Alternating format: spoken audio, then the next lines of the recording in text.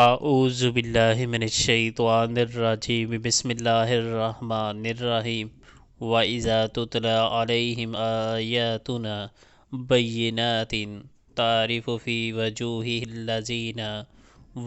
الَّذِينَ كَفَرُوا الْمُنكَرَ يَكَادُونَ يَسْطُونَ بِالَّذِينَ يَتْلُونَ عَلَيْهِمْ آيَاتِنَا قُلْ أَفَأُنَبِّئُكُم بشر من ذلكم النار وعدها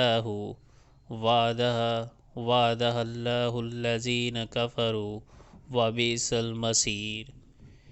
اور جب ان کو ہماری صاف صاف آیات سنائی جاتی ہیں تو تم دیکھتے ہو کہ منکرین حق کے چہرے بگڑنے لگتے ہیں، اور ایسا محسوس ہوتا ہے کہ ابھی وہ ان لوگوں پر ٹوٹ پڑیں گے جنہیں ہماری آیات سناتے ہیں۔